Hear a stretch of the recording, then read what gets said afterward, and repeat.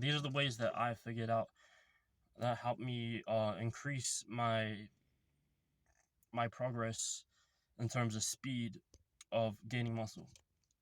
And this is how I did it. Basically, what I did was the complete basics, just working on the concentric movements, isometric movements, and eccentric movements, which is basically when you go up in a bicep curl, that's the concentric.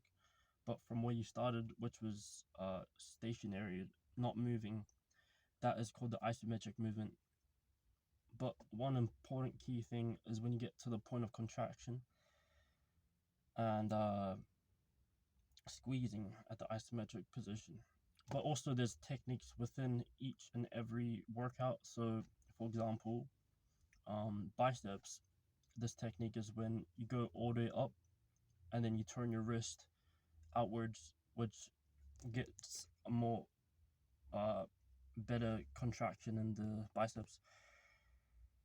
And then when you go down, that's the eccentric movement, which is when you need to really control, and that's where the most tearing and growth of the muscle occurs.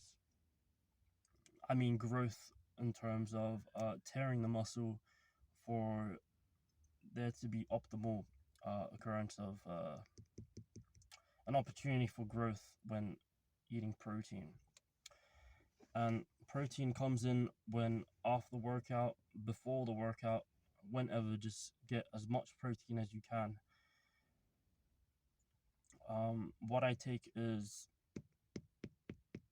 um, casein protein, which is mainly used at the start of the day because it is a slow protein that breaks down. And this is especially important when you're just about to go sleep because this protein will break down when you're sleeping, and so you'll be gaining way more muscle than you ever thought you could have. And also take other proteins like normal protein powder, um, whey protein throughout the day, um, especially with meals. But don't replace protein powder with meals because meals like whole foods, chicken, rice, that's like think of evolution. Did cavemen grow up with protein powder or hogs and cows and shit to kill and eat? I mean, it's common sense. Due to evolution, we need food and we can't just fucking rely on protein powders and shit. So remember that protein powders are just enhancements of the macros. So it enhances the carbs, enhances the protein, but it never should replace all the carbs, all the protein, just because of evolution. You get better results if you eat whole foods with protein powder. That's what I'm trying to say. Other things to increase your muscle progression is to take supplements like creatine.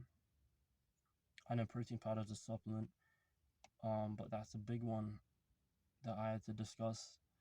And yeah, the other ones are creatine. I personally use vitamin D3, which increases my testosterone and helps with joints and nerves. Plus, fish oils um, pretty much does the same thing. And um, to be honest, all of that considered, plus the whole foods. Whole foods is a big key factor in growing muscle because if you do all these things but not in the right amounts, I mean, you could do everything that you did. You're supposed to do, like you have your calories, get your calories in, your protein, your casein, your creatine, vitamin D3, fish oils. Um, but when you don't get enough, that's when the problems occur, and you don't see much results as you wanted to see. Um, so if you want to get big and you're not eating as much as you should, then you won't be growing. And but when you do eat a lot, which is considered a bulk, then you will get bigger. But over time, you do get bigger. And then you could do a cutting phase, which is optional. Best time is in the summer. But yeah, the technique, the movements, diet, supplementation, and also hydration. Make sure that you drink a lot of H2O, aka water, with electrolytes if you can. Um, with it kind of I don't know the whole science about it, but it replaces the sweat, whatever, and you get more energy throughout the day, throughout your workout.